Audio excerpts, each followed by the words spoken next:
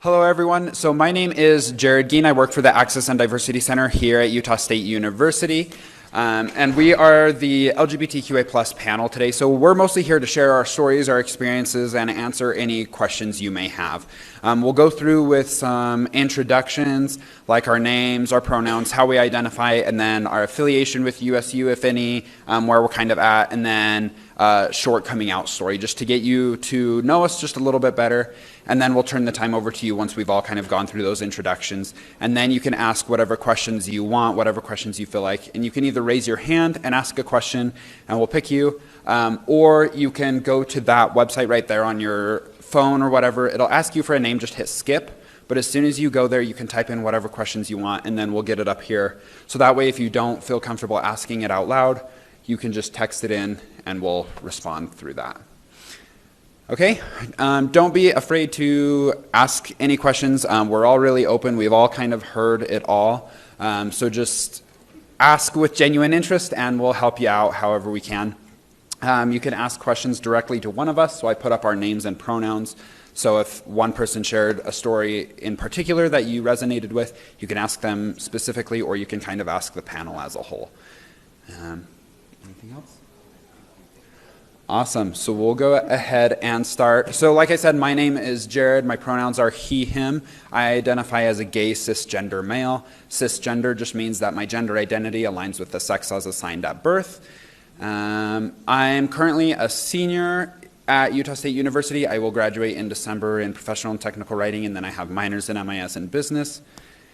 And my short coming out story, I told my friend he was currently on a mission, and I wanted to tell him before he got back because I'm extremely involved in the community now and things like that, and I didn't want it to be like rainbows everywhere and shock him. So I included it in one of the emails that I sent out pretty regularly. I just included because I was dating someone and was like, hey, by the way, this is my boyfriend, yada, yada, yada. Continued on with the email. And he responded and said, yeah, that's cool. You can like dudes or whatever, man. And that was the end of it. So that was really cool because it was just very relaxed, very casual, and very much him. Faster, Jared, faster. Hi, I'm Ari. I use she, her, and they, them. I am a trans, non-binary woman. And as far as sexuality, there's not a whole ton of language for that for me, but normally I just kind of use queer, sapphic. I am trying to finish up this degree, and then next year I'll be starting my PhD program in sociology and wildlife ecology. I'm a parent, hence me being here. I came out for the first time my senior year of high school. I grew up in a very kind of typical, super conservative family in Utah, and so I spent most of my senior year of high school homeless, but that was quite a while ago. Things have changed, and yeah, happy to be here. Hi.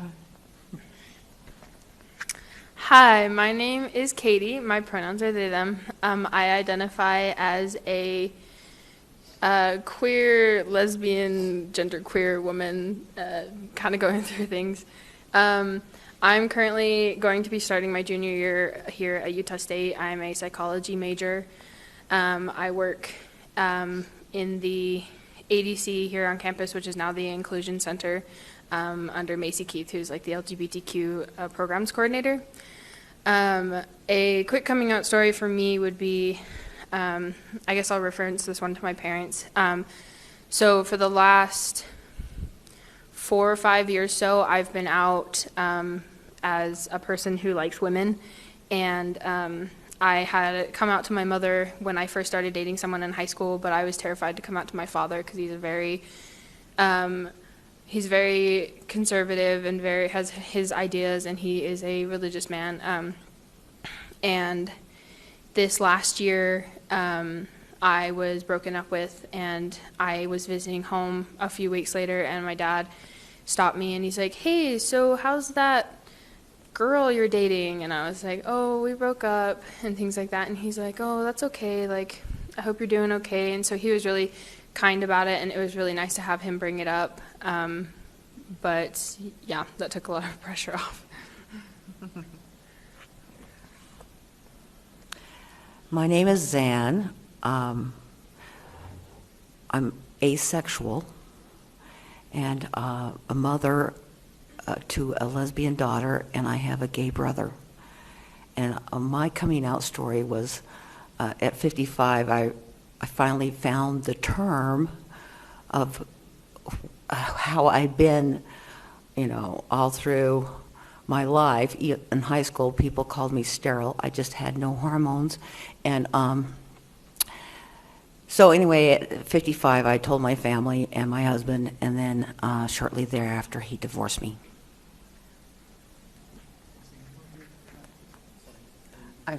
I have no pronoun. Female. Female pronoun. Thank you. Hi, my name is Alex. I see a lot of familiar faces here. My pronouns are she, her. I'm used to go to Utah State. I graduated. I now work for the Family Place. My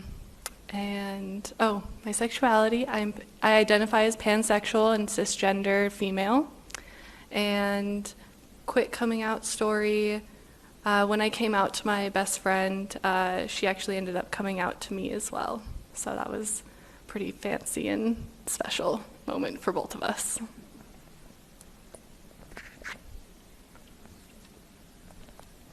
Okay, so now's that ominous time that I told you you can ask us whatever questions you want.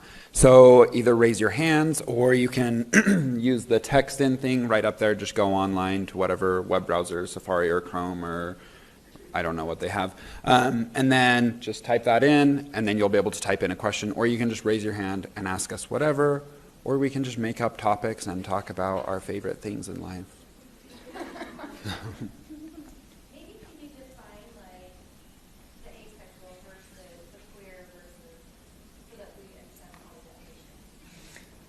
All the definitions? This is now a 3-day workshop.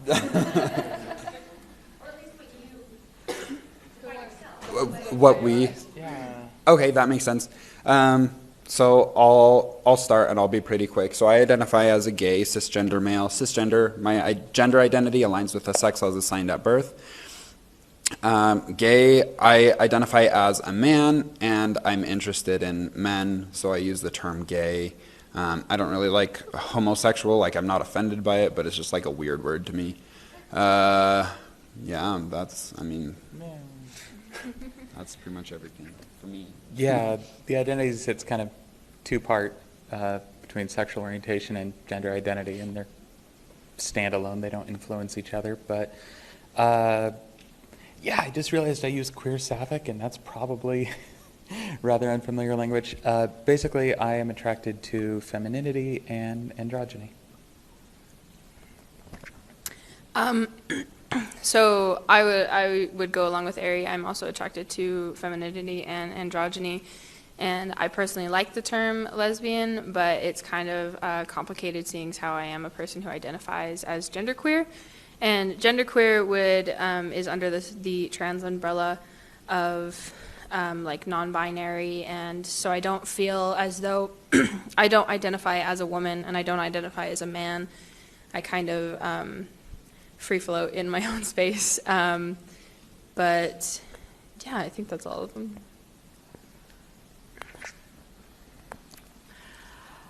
Asexuals, there are 5 categories, and they range from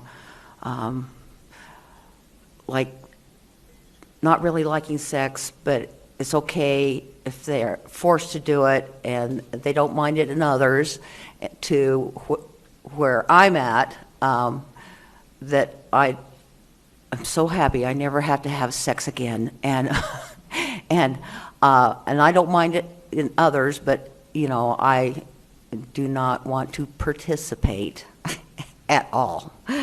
And is that a good explanation? So you have all the variations in between, where people like to cuddle and and have some physical contact to my level where I just don't want anything. I'm not attracted to men or women.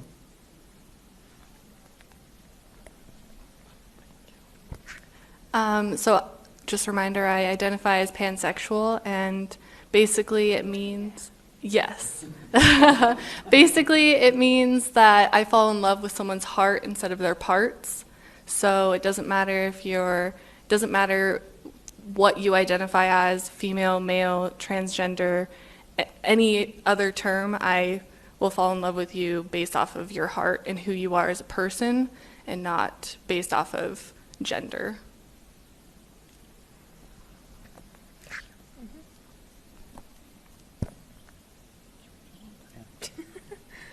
All right, so if you guys have any other questions, you're welcome to raise your hand, or we've been prompted to talk about some things that started, like our resilience and who we are, and kind of where we started off and the people that we interacted, specifically our parents. If that's something, if there's no other questions, we can begin in that. Yes. My question is for Jared. I work at a high school, and I sort of kids in high school, and one of our students that we have this year that I think was came out as gay and just like got really connected with him, and there were ways of being heterosexual female. Is there any of the ways that or you suggest ways to help him? I know he got fully with some things we help with that way, and educating students on that kind of thing, but just suicide we would bring up and talk about. So helping students that way. So just to clarify, you're asking as an educator how to help someone who may identify as gay, and how to make them feel safer at school or feel more connected to you as an educator, or what? Yeah, we kind of like mentioned, but yeah, more connected to educators and like ways to help them. I know that he feels comfortable enough to come and like talk to us like in an office, but also just in day to day as an educator. Yeah.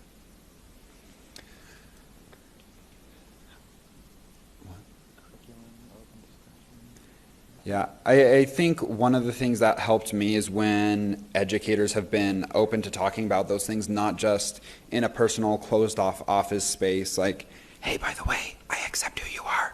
Okay, everyone, now we're going to continue. You know, like, it's not something that's a secret or something hidden. I'm not saying, like, tell everyone, like, oh, by the way, everyone in class, this person is gay. Like, don't do that. Forcible outing. But I just, if things come up, if anyone mentions any type of thing, and then with curriculum, ensuring that it is very open, in the sense that it's not just a very stereotypical, like the traditional family or things like that. How old is the student? He would be, so I work more under like the counseling department than like teachers, like he's a freshman, so he'd be about 15.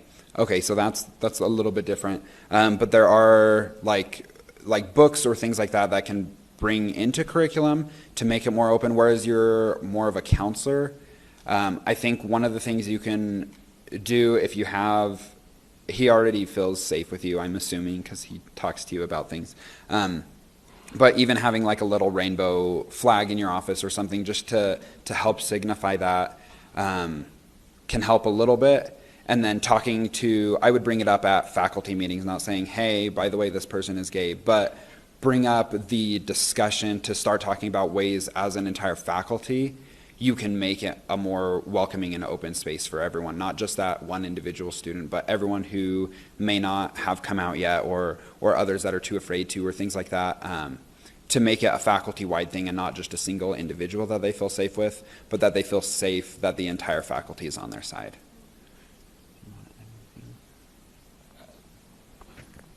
Yeah, I would definitely talk to the administration and be like, this is what's happening, which means that the culture in the school is extraordinarily unhealthy. Because I can promise you he's not the only LGBTQIA plus person in the school. But I would imagine that there's a lot of kids who are still in the closet because, you know, the culture is very scary, especially in schools that don't ever mention LGBTQA topics, don't bring up famous LGBTQ people throughout history, they keep it as this taboo, forbidden subject, which denies people of role models and, understanding that there's a wonderful world out there. Yeah, I would say one of our counselors, she is like a lesbian, and she's a counselor, and I think that helps a lot too. And so we got, so there definitely is like those types of things over there, I guess. Yeah. Trying to figure out like what. You may also want to focus on things like creating safe spaces, whether that's QSA type club, but school-wide anti-bullying campaigns. Does the school celebrate Pride Month? Does it talk about any things like that? Things need to be discussed more. Yeah.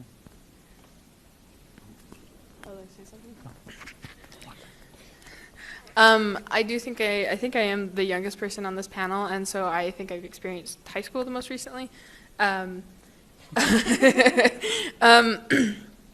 A biggest thing for me was, so I'll just make this quick. I didn't think I had a community in high school, and he may not, and it may be hard to find them. But I think it's important to teach him that if he can't find his community here, he will find it somewhere, and to teach him about the queer community around, because high school is not the safest place for that. And so it's important to make it present that that you have a safe space here, but if things are rough, you are going to find your community somewhere, even if it is rough here. So. You in Logan? Is that where you're based? Are you based in Logan? Yeah. So maybe connecting with just broader resources, helping get involved in Logan Pride Foundation, the Cache Valley Center, or even here at the university. Well, I was a teacher, an art teacher at Skyview High School, and I fought for a whole year to get a GSA club at Skyview. I had to be able to do it, I had to change the name to HRC, Human Rights Club, and I fought for a whole year, and I almost lost my job. And on Redneck Radio, they would talk about this crazy liberal satanic teacher that was for gay rights and at Skyview, and my kids would come and tell me. But then I, put up rainbow flags in my room. I had a sign on my door that said "Safe Zone."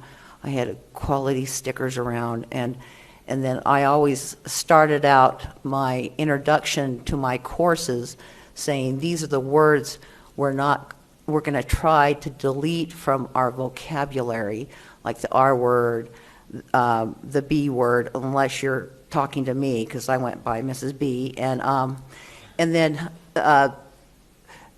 and oh, how gay.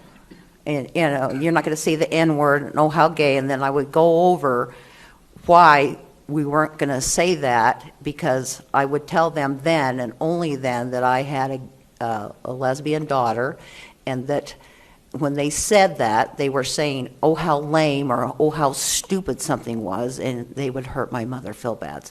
But because of that, I saved 15 young men from suicide, because they would come to me on their way to off themselves, and I was able to talk them off the cliff and let them see a future, that their future could be, amazing and wonderful, and give them some hope.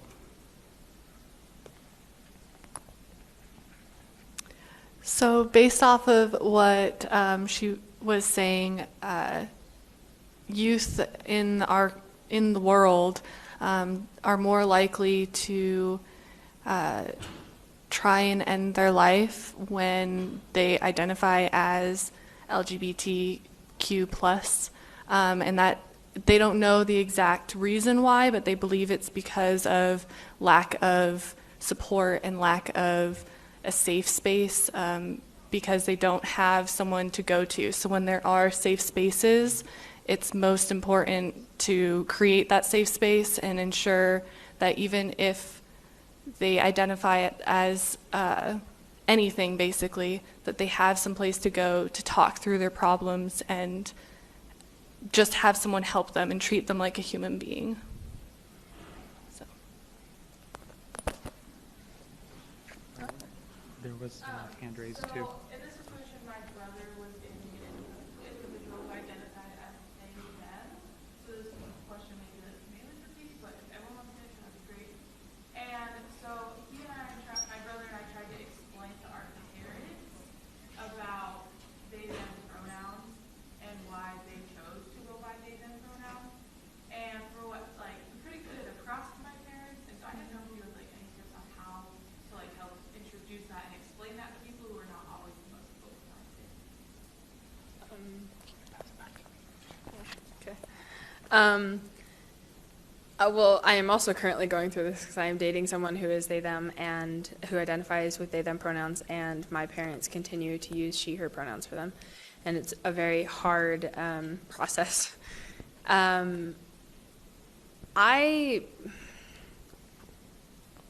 You can't force someone to do something as much as you want to live in that world.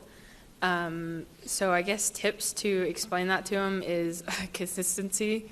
Don't give in. I constantly have conversations with my parents where I say, oh yeah, they're doing this with me, or I'm doing that with them, and they're like, why are you saying they? Who's they? And I was like, my partner. And they roll their eyes and things like that. So consistency is key, because it is an important thing, and keeping that up and making them realize, like, this isn't going away has been kind of my tactic to it. I had something else to say. Yeah, go ahead.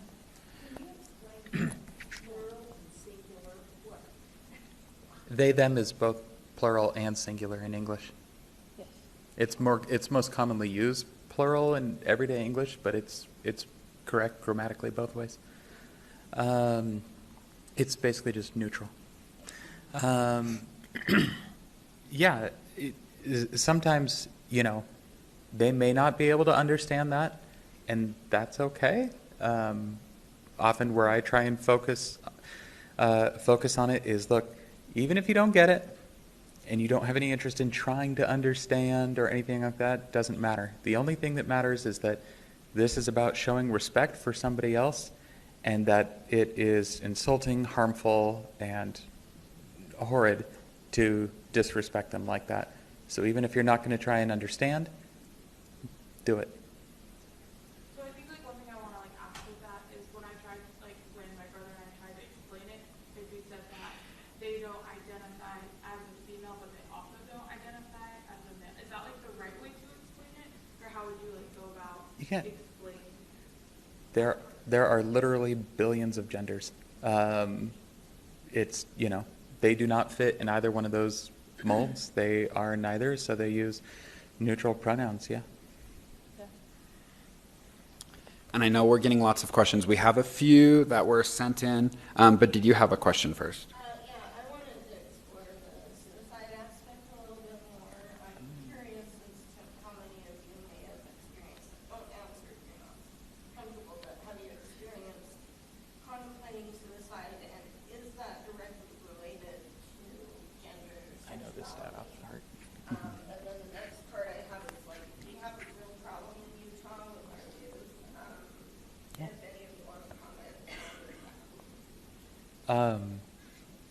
Yes, I was definitely in that space while I was homeless when I was 17. Having your entire support structure in your life ripped away. I mean, this is pre-Facebook, pre-internet access, pre-cell phone, so there wasn't a broader community I could connect with. It was just everything was gone. There is actually quite a bit of research on this. There's a couple of statistics I can give you just off the top of my head, but then if you want more, I can tell you where to go to find it. As far as LGBTQA youth, if they live in oppressive, bullying, discriminatory environments, they are 6 times more likely than their cisgender and straight peers to at least attempt suicide. LGBTQA plus youth who live in supportive, wonderful, affirming environments, there's absolutely no difference in the rate with their straight and cisgender peers. It has everything to do with environmental factors.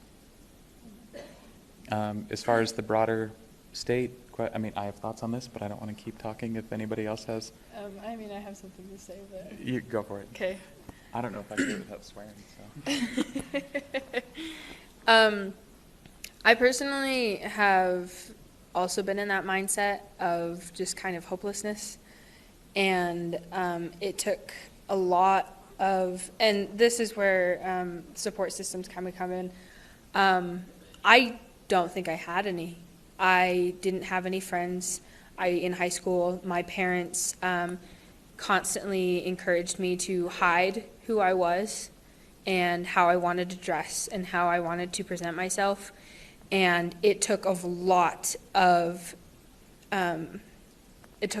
my own mental ability to pull myself out of that. And that's really sad to say because I think a lot of people have to do that. And I didn't think I would I didn't think I would ever have a support system. I didn't think I'd ever have friends who I was close with. I didn't think I'd ever have like affection and love from people around me because of who I was. And then I came to Utah State and that changed significantly. And it's honestly changed my life, and now I'm in psychology because I would like to be a school psychologist to teach kids that you don't have to do this by yourself, and that it may be hard now, but in the future, you have a future. You just have to stick with it. But I have my 60-year-old gay brother, and we were talking about this the other night, and he's knows and has met thousands, tens of thousands of men, and they all come out with their coming out story. They all start with their coming out story, and then like often they talk about this issue of whether they thought about suicide or attempted it, and he knows of no one out of the tens and thousands of gay men that all of them thought about suicide sometime in their life, and then they joke about that they're the survivors, but they never ask why. So this is very good to find out what tools and coping tools are necessary to be a survivor. Just a quick thing. So to learn more about suicide, I think this panel talks a little bit more after this. But the Family Place actually has a mental health first aid class that you can take. And it's a course where you get certified, and there's a youth program so you can help youth, or there's the adult mental health first aid where it's more geared towards the adults. And I took the course, and you get certified for 3 years, can recertify yourself after that point. And I think it's a great way to give yourself tools so you can handle situations like someone coming out to you and having a problem with mental health issues as well, and the safe space and all that. So just a quick plug. So no problem.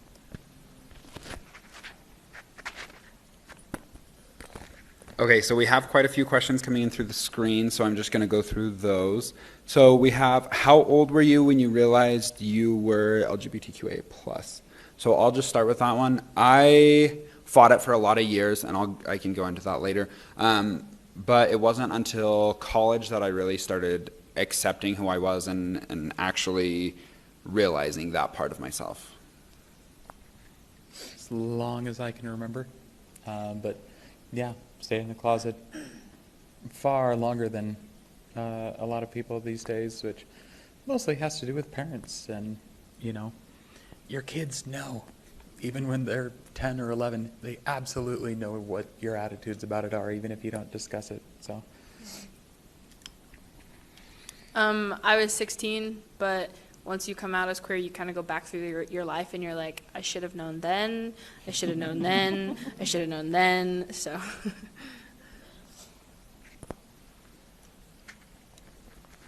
I was in college when I fully accepted who I was and started to come out to my family and my friends. So Did you have inklings before that? I did have inklings before that. I just didn't know how to like process them, I guess, and I didn't really have a term for what I was or the way I identify. And so it wasn't until college when I actually heard the term pansexual, and I felt that best described the way that I identify. I'd also like to point out, I came out as a person who likes women when I was 16, and it wasn't until this last year that I've started identifying as a non-binary woman. So. That was smart. Sorry. What are ways we can mentally support someone who is going through gender transition, even if you are personally conflicted? Your feelings don't matter in that situation. Their feelings are what matter. If this is somebody, not like a stranger, but somebody that you're close to, whether it's family, good friend, they know how you actually feel. So if you cannot, if you feel like you are in a place where you cannot actually be fully supportive, as they do, one of the hardest things that there is to do in life, you may want to think about acknowledging that, representing it, you know what, I can't be there for you the way that I need to be, and maybe back out of the situation. Because it's about what they're going through. So if they would be better served by you not being there, respect that. I think some things you can do is educate yourself. Like, they're going through one of the hardest periods of their life that they will ever go through. So don't treat them like a Wikipedia. Don't treat them like a book that you can read. Don't ask them questions, because they also might not know. So educate yourself to help them, and educate yourself in ways that that you could help them transition in whatever that is for them. Because if you are going to actively be an ally, that is one of the most important things, is to educate yourself. Yeah. As a mother, luckily I had been dipped by having a gay brother, and I had a lesbian Swedish foreign exchange student. So I had a little bit of knowledge, but it was like, 40 years ago, and it was all tied to a dominating mother and a submissive father, and nothing tied to medicine and genetics. And so luckily I just said that I loved my daughter, and I just kept my mouth shut, and then I went in private and cried, and then I got knowledge and went and did my homework, and I immediately joined PFLAG and started marching in pride parades, and started being an ally at school for all those little hidden gay and trans youth. So that's what I would suggest is, if it's a child, then if you can not say horrible things and reject them, and then go get knowledge, then I think that's better, because that's the worst thing, is to have a parent reject you as a child. Okay, all right. So as a mother, like someone like that who's going to come out, one of my concerns as a mother is that in her trying to find her community, that there will be people that will influence or pressure her in ways that aren't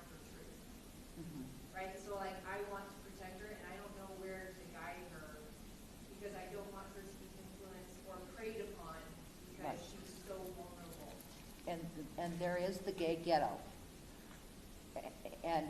But then there's the gay sophistication of the community, and giving them, trying to give them good role models, find good role models, let them be part of clubs, explore their community, but also forewarning them that there is the addictive, abusive part of the gay community that, they just pick and pass people, and so do your research and expose this loved one to the gay sophistication part of the community, and they'll. I've done that with all my students, and hundreds of gay students over my 29 years of teaching, and only one went into the gay ghetto, and he's fought addiction, alcohol and drug addiction his whole life. I mean, let me just add, sometimes that kind of gets framed a lot, I think often by people opposed to the LGBTQA community as an LGBTQA problem, when it's not. It exists the same way in, every community. So, I mean, it works exactly the same as it would for any other child. The more empowered they are, the more they can build their own self-esteem, and then the better, because you can't stop what other people are going to do.